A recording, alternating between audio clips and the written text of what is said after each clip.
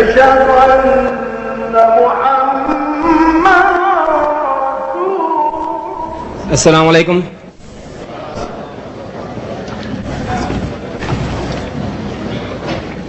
Bismillah ar-Rahman ar-Rahim.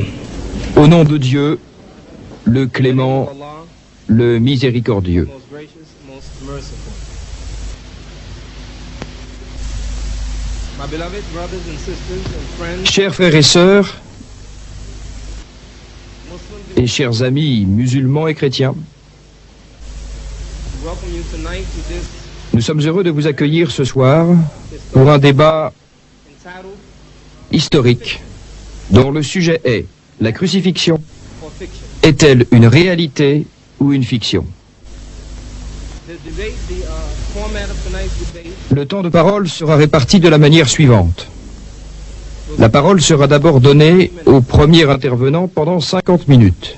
The second speaker Le second interviendra ensuite pour une durée de 60 minutes. come again, and Puis le premier reprendra la parole pour conclure en 10 minutes.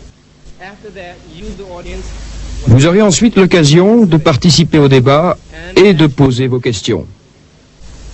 so with that, brothers and sisters, we're going to Et maintenant, chers frères et sœurs, nous allons jouer à pile ou face et celui de ces messieurs qui gagnera choisira de parler le premier ou le second.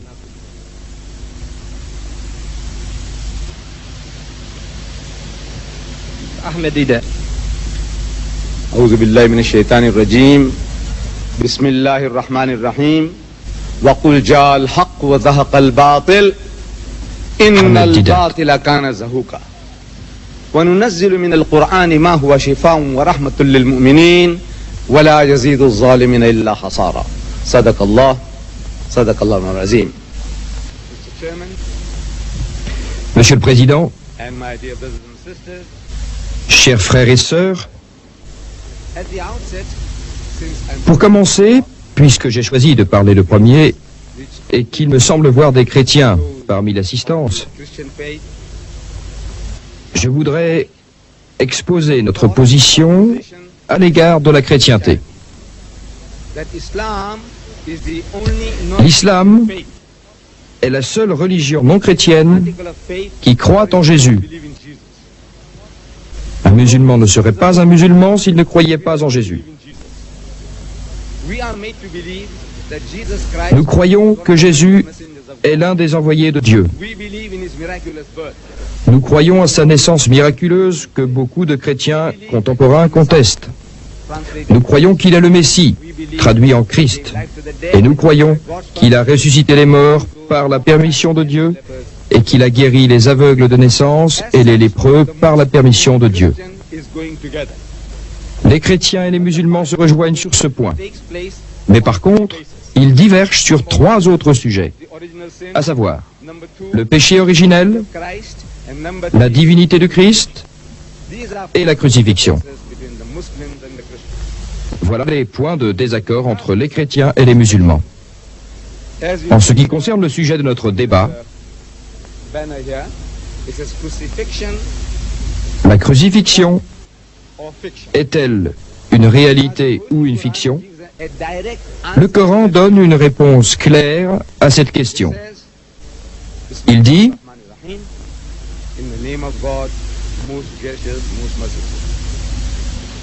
Au nom de Dieu le clément, le miséricordieux, Inna qatalna al-Masiha Isa ibn Maryam Rasulullah.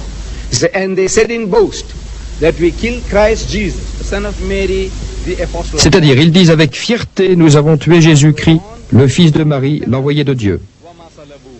Et le Coran continue, Kill him, nor did they crucify him. c'est-à-dire mais ils ne l'ont ni tué ni crucifié, mais ils furent abusés par quelques ressemblances. Ceux qui ont été en désaccord à son sujet doutèrent certainement de sa vraie identité, car ils n'avaient de lui aucune connaissance sûre, si ce n'est une simple conjecture, et ils ne l'ont pas tué pleinement, convaincus de son identité. Une hypothèse, une fiction. Il est sûr qu'ils ne l'ont pas tué. Cet événement décrit par les chrétiens comme étant une crucifixion, C-R-U-C-I-F-I-X-I-O-N, crucifixion, attacher quelqu'un à la croix par des clous. des cordes ou des ficelles, jusqu'à ce que mort s'en suive. Crucifier veut dire faire mourir sur une croix de quelque manière que ce soit. Crucifixion. Crucifixion. Nous disons que c'est une crucifixion. Crucifixion. Cela peut se prononcer crucifixion ou crucifixion. Crucifixion ou crucifixion. L'épellation nous montre la différence entre les deux termes. Du point de vue de l'islam, il s'agit d'une fiction. Alors, quand nous disons que c'est de la pure fiction, les chrétiens produisent des preuves tirées de leurs livres. Ils disent, nous avons un texte écrit par nos témoins et vos témoins, en ce qui concerne la véracité de ce fait qui s'est produit, il y a quelques 2000 ans. Jésus-Christ a été attaché et tué sur la croix, et il y a près de 2000 ans. Alors, ce que je vais faire ce soir, c'est la chose suivante. Au lieu de vous dire, voilà ce que les musulmans disent, ou voilà ce que le Coran dit, je dis, écoutez, je vais vous démontrer que la Bible, que vous tenez entre vos mains, quelle que soit la version que vous avez, vous allez trouver le verset que je vais vous citer et l'argument que je vais en déduire. Jésus-Christ, après sa prétendue crucifixion, est allé dans cette pièce où il avait pris son dernier repas avec ses disciples. Il entra donc dans cette pièce, mais il leur dit, en hébreu, « Assalamu alaikum », ce qui veut dire que la paix soit avec vous. Quand les disciples entendirent cela, ils étaient terrifiés. Je demande à mes amis instruits, mes amis chrétiens instruits, pourquoi étaient-ils terrifiés?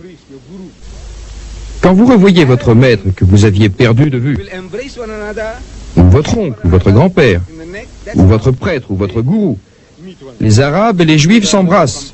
Ils s'embrassent sur le cou pour montrer leur affection. Au lieu de faire cela, les disciples étaient terrifiés. Je voudrais savoir pourquoi. Pourquoi étaient-ils terrifiés? Le chrétien me dit que d'après l'Évangile, selon Luc, chapitre 24, les disciples étaient terrifiés parce qu'ils pensaient avoir affaire à un esprit, un fantôme, un spectre. Luc dit, ils pensèrent qu'il était un esprit. Je dis, ressemblait-il à un esprit? Ressemblait-il à un fantôme? Ressemblait-il à un spectre? Le chrétien me dit non. Pourquoi donc s'imaginèrent-ils voir un esprit alors qu'il n'en avait pas l'air? Ma question le troubla. Les chrétiens instruits se troublent toujours quand je leur pose des questions. Pourquoi pensèrent-ils que Jésus était un esprit alors qu'il ne ressemblait pas à un esprit?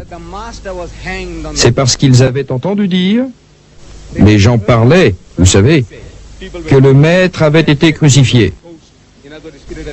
Ils ont appris par ouï-dire qu'il était mort. Ils ont cru les rumeurs disant qu'il était mort et enterré pour 3 jours.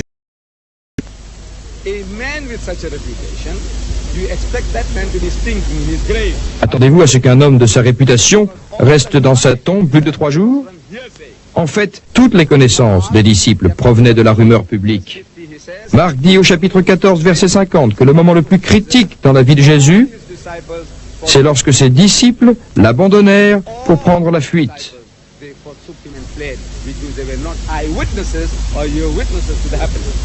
Tous ses disciples le délaissèrent et prirent la fuite, ce qui veut dire qu'ils n'étaient pas nos témoins, ni vos témoins, de ce qui s'est réellement passé. Ils ont seulement repris à leur compte les rumeurs qui circulaient. Il n'est donc pas étonnant qu'ils soient terrifiés, parce que quand vous vous trouvez en présence d'un homme que vous croyez mort et enterré, il est normal que vous le preniez pour un spectre ou un revenant, et que vous soyez terrifiés. Jésus chercha à les rassurer, et à leur faire comprendre qu'ils n'étaient pas ce qu'ils croyaient être. Il dit, je cite, « Regardez mes mains et mes pieds, regardez-les, c'est moi en personne. Qu'est-ce qui vous prend donc? Pourquoi avez-vous peur de moi? » Il dit, « Touchez-moi et voyez. Touchez-moi et voyez. » Car un esprit n'a ni chair ni eau, comme vous voyez que j'en ai. Un esprit veut dire n'importe quel esprit. Il s'agit là d'une vérité évidente, axiomatique.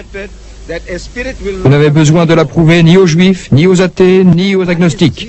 C'est une vérité axiomatique qui doit être admise, qu'un esprit n'a ni chair ni os.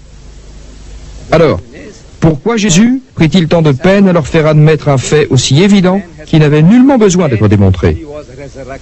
C'est parce que les disciples croyaient que Jésus était un revenant, qu'il avait ressuscité sous la forme d'un corps spirituel. Voilà la raison. Alors il leur dit, je ne suis pas celui que vous croyez, je ne suis pas un esprit, je ne suis pas un fantôme, je ne suis pas un spectre. Ils le touchaient et ne croyaient pas. Encore par pure joie, c'est-à-dire qu'ils étaient très heureux. Ils se demandaient, que s'est-il donc passé? Nous avons appris que le Seigneur était mort et enterré, mais il vient de nous démontrer que c'était bien lui, en chair et en eau.